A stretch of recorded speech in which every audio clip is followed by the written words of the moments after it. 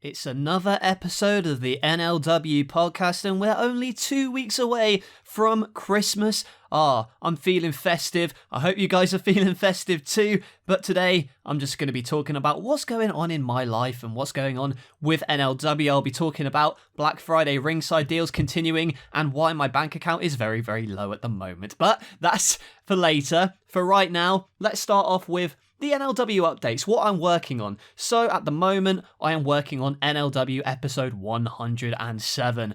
It's the final episode before WrestleMania, and that should be up in January, beginning of January-ish. So I'm starting to film that, starting to plan out the segments for it, and hopefully you guys enjoy it. Already up on the Patreon is Metal episode 4, so that is the final episode of Metal before WrestleMania. Could be the final episode of Metal ever if Triple H has his way, but we'll see what happens there. We've also got a lot of stuff coming up, including a special look back at NLW 24/7 that I'm going to be putting together. It will be like a top 10 matches countdown, which will be up, I believe, Christmas Eve, hopefully. And also, I'm also planning to write down the schedule and the categories for the Slammy Awards, I don't know, God knows what annual it is at the moment, but the Slammy Awards are coming at the end of the year, and I'll be getting people to vote on those later on in the week, hopefully, so I can compile them before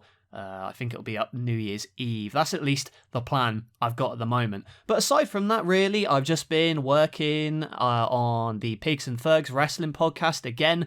For those of you who've checked it out, thank you very much. There are going to be more episodes, and me and Piggy, we will continue to improve, I think, because even that first episode we recorded like 2 weeks ago, and now we've been recording a couple more episodes, and it's a lot faster paced. It's a lot more jokes thrown in there. I think that obviously the first episode as a pilot is pretty good, but I'm impressed with how we've been able to, not a pat on the back for myself, but also Piggy, how we've been able to continuously improve, I think. So do check out the next couple of episodes we've got coming up, including the one this Friday and the Christmas special next week. And speaking of Christmas specials, I'm also planning on having a Christmas special of this podcast next week with a couple other people. We're just going to be talking about wrestling, whatnot, doing some silly games, that kind of festive stuff, on this channel next week. So look forward to that for the next episode of the podcast, coming on the 20th on YouTube.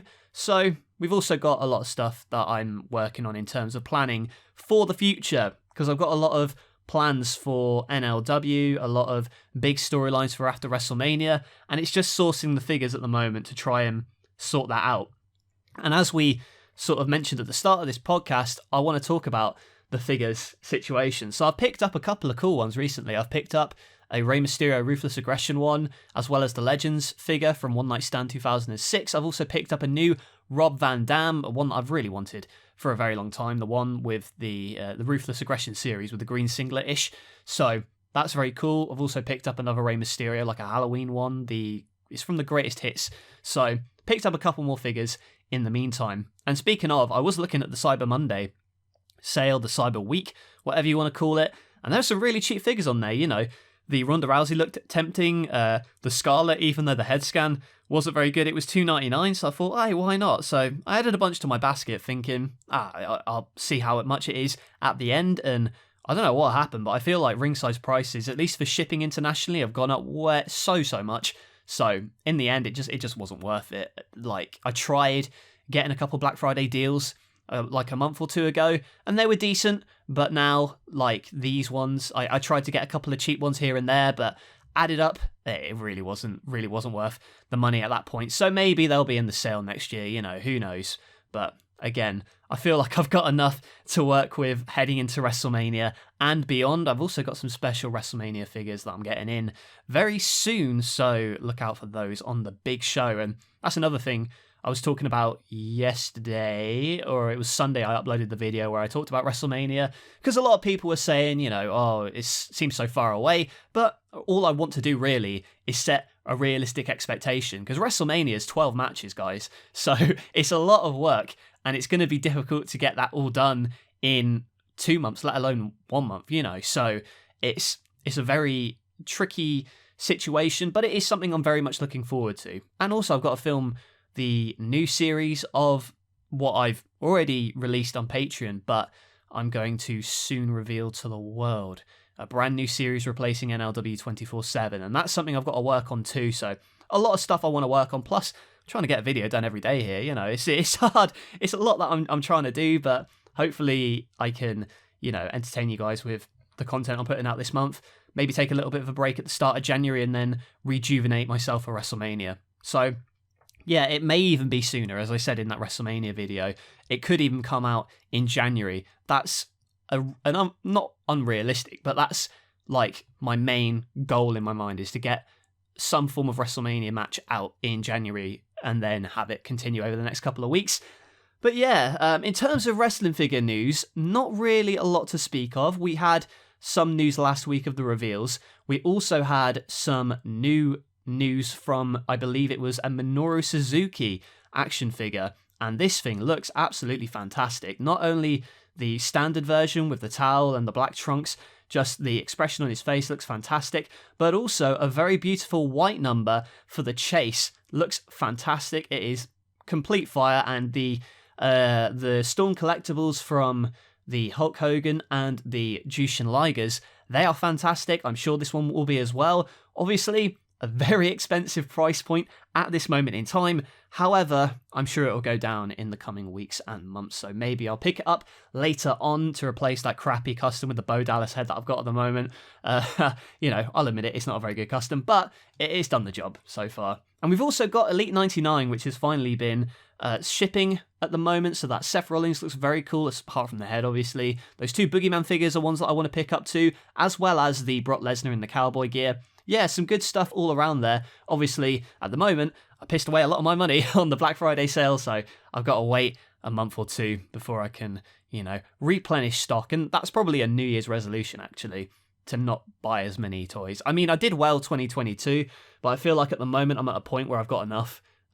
Just in terms of, I want to start buying figures that I'm using for NLW, you know, instead of having I see T-Bars on for $3.99, even though he's not going to be added to NLW, although I would like to. But yeah, it is just trying to be smart with my money, really. And I'm sure you have all been tempted by purchases, but then, you know, if only I had unlimited cash, I'd buy out ringside stock. But there you go, it's not too bad. I've got a couple of cool new figures that I'm looking forward to using in the future. So that's figure news. There's also a lot of wrestling news, which we will get into right now. Essentially, what we've heard is that Sasha Banks, this is the main story really, Sasha Banks apparently going to be appearing at Wrestle Kingdom or going to New Japan for something.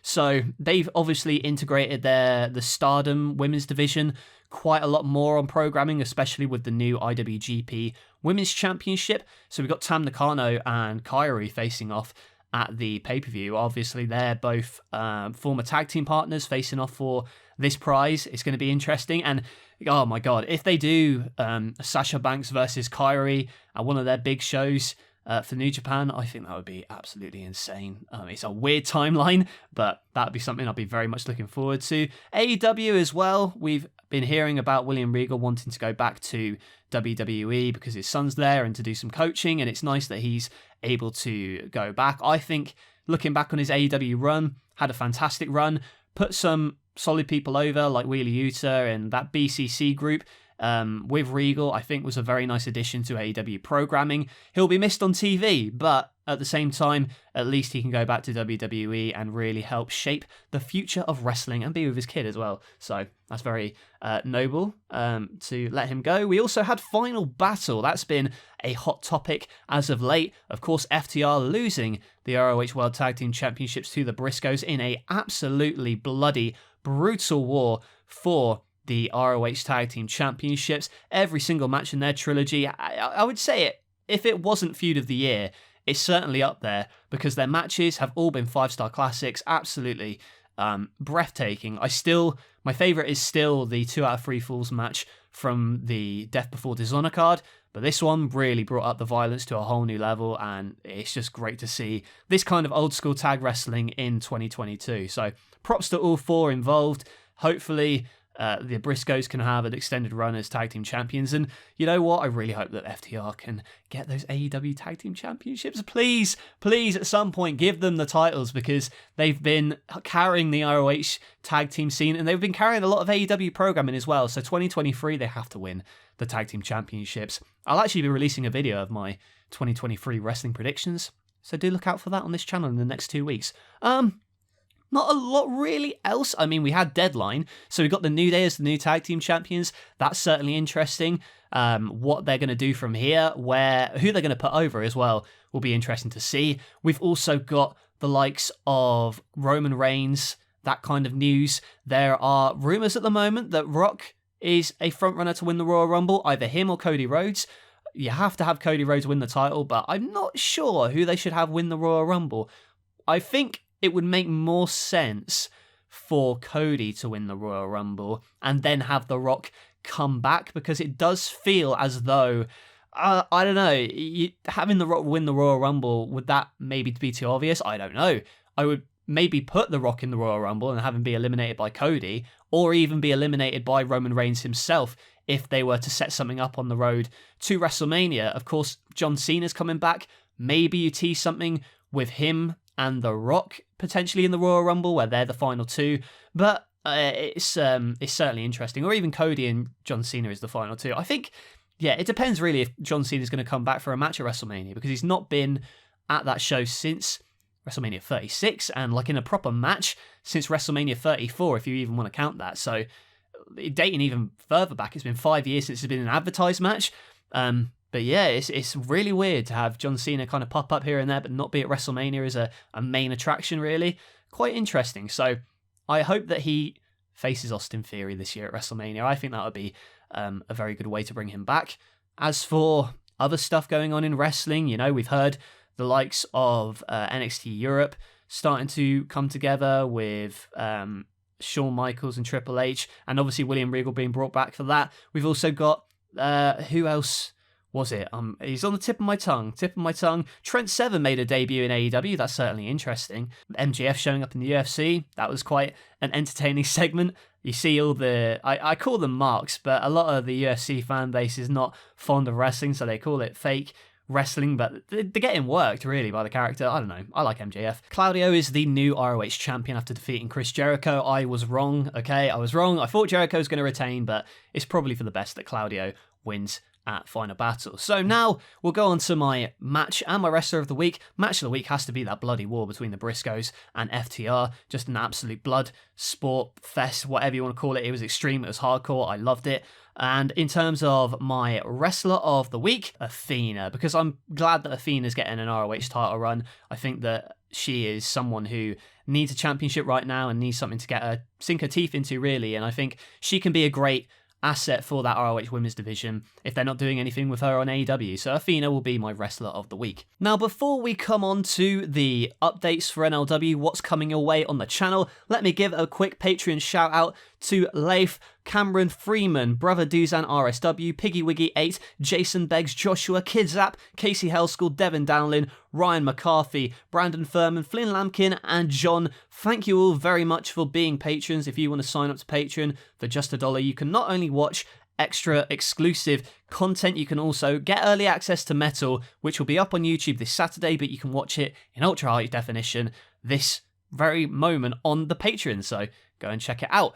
And that's pretty much it. Before we go, though, I'll give you some updates for NLW. We've got Metal Wrestling Episode 4 coming this Saturday, featuring Cody Rhodes versus Roman Reigns, as well as a special team meeting between Austin and his team. We've also got an exclusive video from what happened after NLW 106 went off the air with the Ministry and Finn Balor. Check that out on Wednesday. In terms of what's happening on this channel, a lot of new content. Hopefully I can actually stick to my daily December promise, but it's been difficult, but it's been a nice challenge. I've enjoyed it. So whatever's coming this week, I don't know, man. It kind of varies depending on what my mood is, because it can be an elaborate video or it could be something that is just like a simple update. Just a bunch of videos I've got ideated and stored here on my phone that I'm planning on doing. So hopefully I can get them done in the next 2 weeks. And just want to say an early Merry Christmas. And next week on this very podcast, we're going to have Piggy, we're going to have Davian, and hopefully maybe another guest. We'll see what happens with that.